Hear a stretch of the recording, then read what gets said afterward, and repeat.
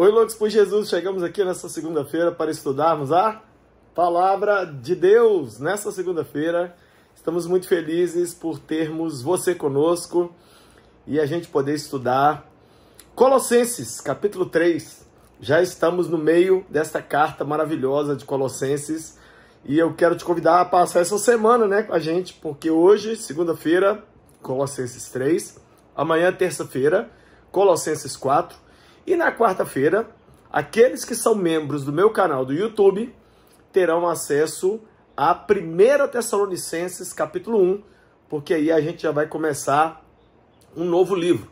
Então as aulas de segunda e terça, 19 horas aqui no YouTube, são liberadas para todo mundo, mas as aulas das quartas-feiras são somente para membros exclusivos do canal. Torne-se membro para você ter acesso às aulas exclusivas que passaram e as que virão. Vamos lá então? Para Colossenses capítulo 3, diz assim a minha Bíblia: portanto, já que vocês ressuscitaram com Cristo, procurem as coisas que são do alto, onde Cristo está assentado à direita de Deus. Paulo está dizendo para os colossenses o seguinte: vocês já são espiritualmente vivos. Vocês não são mais mortos espirituais. Então, comecem a pensar e procurar as coisas do alto, porque vocês já estão espiritualmente assentados nas regiões celestiais com Cristo Jesus. Verso 2: mantenham o pensamento nas coisas do alto e não nas coisas terrenas, pois vocês morreram e agora sua vida está escondida com Cristo em Deus. Então, vamos por partes aqui. O apóstolo está dizendo que não é para você não trabalhar, para você não pagar conta, para você não estudar. Ele não está falando isso aqui, não. Ele está dizendo que a conexão principal do cristão é com o céu. Nós temos que pensar nas coisas celestiais. Nós temos que pensar nas coisas de Deus. Nós temos que ter o nosso coração e o nosso espírito voltado para o alto, para o Senhor. Nós não podemos viver uma vida realmente onde a gente só se dedica aqui embaixo, só se dedica às coisas dessa terra, não. Nós já morremos e a nossa vida está escondida com Cristo em Deus. Aí olha o que diz o verso 4. Quando Cristo, que é a sua vida, for manifestado, então vocês também se manifestarão com ele em glória. Então Paulo está dizendo, assim como nós estamos escondidos em Cristo, quando Jesus voltar a segunda vez, nós também manifestaremos essa vinda dele em glória. Paulo está dizendo para nós vivermos pensando, ligados, conectados, agindo em cima das coisas do alto e não simplesmente das coisas da terra. Tem muito crente que passa a vida inteira só focado aqui, só pensando aqui. Ei, você já morreu, já ressuscitou com Cristo, já está nas regiões celestiais e o seu foco não deve ser o tempo todo só pensando nas coisas da terra. Você tem que estar conectado nas coisas do céu. Verso 5 tem algo muito importante a nos dizer. Olha só. Assim, façam morrer tudo o que pertence à natureza terrena de vocês. Imoralidade sexual, impureza, paixão, desejos maus, ganância, que é idolatria.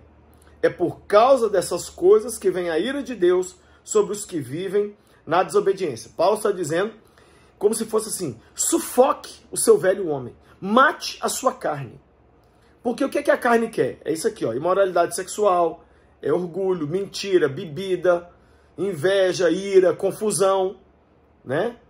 Então Paulo está dizendo: sufoque, mate os desejos da carne, faça morrer os desejos da carne, né? E o texto diz: porque essas são as coisas que virão sobre os filhos da desobediência, as quais vocês praticaram no passado, quando costumavam viver nelas. Mas agora, abandonem todas essas coisas: ira, indignação, maldade, maledicência, linguagem indecente do falar. Não mintam uns aos outros, visto que vocês já despiram-se do velho homem com as suas práticas e se revestiram do novo homem, o qual está sendo renovado em conhecimento à imagem do seu Criador. Paulo está fazendo uma lista de pecados para deixar claro para os cristãos de Colossos o que é que um cristão pratica e o que é que o não cristão pratica. Então nós não devemos mentir, não devemos viver com indignação, maldade, maledicência, linguagem indecente. Tudo isso tem que ir embora. Tudo isso tem que ir embora da nossa vida. Né?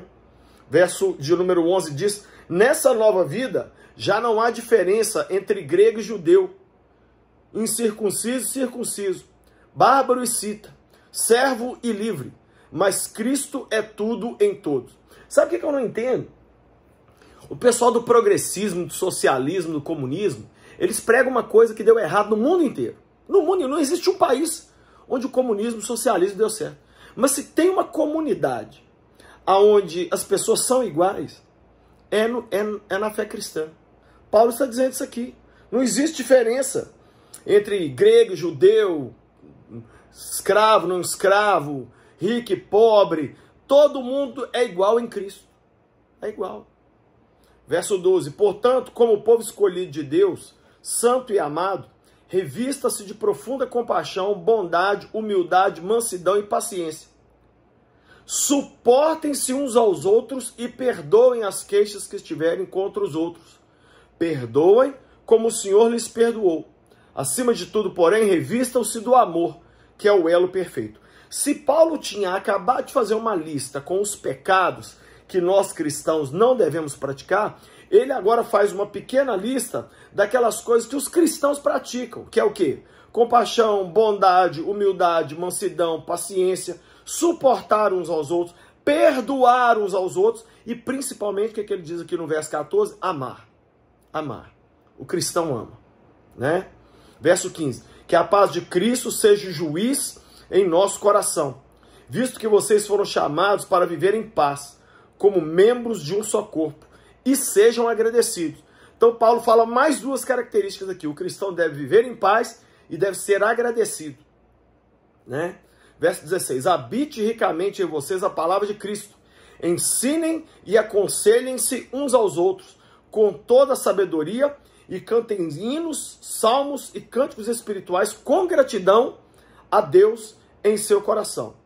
E tudo que fizerem, seja em palavra, seja em ação, faça em nome do Senhor Jesus Cristo, dando por meio dele graças a Deus Pai. Ou seja, Paulo está dizendo, ele está aumentando a lista. O que ele diz aqui então? Que nós devemos viver em paz, nós devemos ensinar uns aos outros, nós devemos buscar sabedoria, devemos cantar cânticos espirituais, devemos fazer tudo com gratidão no coração, e tudo que a gente fizer, seja falando, seja fazendo, nós temos que fazer dando graças a Deus por Jesus. Olha que bonito o contraste que Paulo fala entre a vida do cristão e a prática do cristão e do não cristão. Agora Paulo termina esse capítulo falando um pouco sobre responsabilidades sociais. Olha o que ele diz no verso 18. Mulheres, sujeitem-se cada um ao seu marido, como convém a quem está no Senhor. E marido, ame cada um a sua mulher e não a trate com amargura. Submissão da mulher não é que ela é inferior ao homem. Submissão significa entrar na mesma missão do homem. Ter a mesma missão do homem e ajudá-lo na mesma missão. Mulher e homem são idênticos em valor. Só que cada um tem papéis diferentes. É aí que muita gente não entende, né? Então a mulher tem que ser o quê? Submissa. E o homem? Tem que amar a sua mulher e não tratá-la com amargura. O que Deus pediu do homem é mais difícil do que o que Deus pediu da mulher. Amar. Amar, cuidar, ser fiel, servir.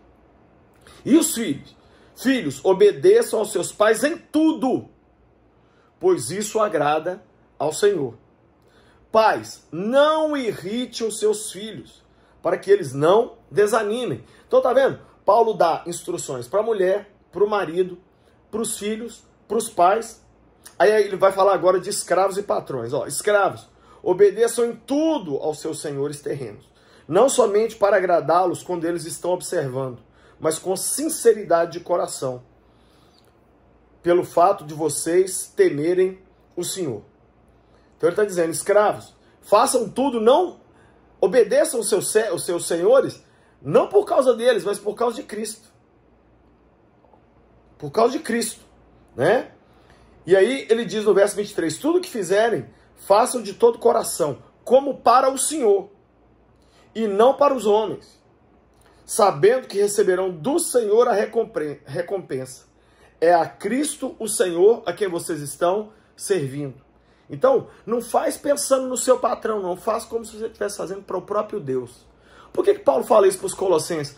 Porque a esmagadora maioria da igreja era de gente pobre, simples, escrava. Então, Paulo estava falando para aquele grupo, né? E aí ele termina o capítulo dizendo: quem cometer injustiça receberá de volta a injustiça, e não haverá exceção para ninguém. Paulo termina esse capítulo dizendo da lei do bumerangue, a lei da semeadura e da colheita. O que você plantar, você vai colher. Você praticou uma injustiça, você vai colher essa injustiça. Né? Você fez o bem, vai receber o bem. É assim que Paulo termina esse capítulo maravilhoso, onde fica claro as obras daqueles que são nascidos de novo e as obras daqueles que ainda não nasceram de novo. Deus, eu abençoo cada pessoa que assistiu essa aula hoje de Colossenses capítulo 3, e eu peço ao Senhor que o Senhor nos dê graça para que a gente viva como filhos da luz, para que a gente pratique aquilo que glorifica o Senhor. Eu te peço, Deus, a tua bênção, a tua mão estendida sobre nós nesta segunda-feira, neste dia, e que possamos viver com as características de filhos de Deus. Em nome de Jesus, amém. Se você foi abençoado, me dá um like aí, se inscreve aí no meu canal, né? Se você ainda não se inscreveu. Coloca um comentário aqui embaixo para a gente ver o que você achou da aula de hoje. Passa lá na loja do Lucinho e compra esse livro, olha, Devocional para Casais. Né? Os casais vão buscar a Deus juntos, lendo uma meditação todos os dias do ano. Tem esse livro para adolescentes, Campo de Batalha da Mente, para ajudar os adolescentes a vencerem os seus dilemas da mente. Celebração da Disciplina, é um livro maravilhoso que fala sobre orar, jejuar e ler a Bíblia. Oração de Avivamento, meu Deus, esse livro mudou a minha história, você tem que ler esse livro aqui. E por último tem O Silêncio de Adão, que é um livro fantástico que fala sobre masculinidade. Todos esses livros estão na loja do lucinho.com.br. Por último, quero te convidar a vir comigo e com a minha família para Israel em 2024. Iremos em março para Dubai e Israel e iremos em setembro para Grécia, um cruzeiro pelas ilhas gregas e Israel. Acesse hoje o site viagemcomlucinho.com.br e venha conosco nessa viagem fantástica. Deus te abençoe, te vejo na aula de amanhã, terça-feira, e seja louco por Jesus.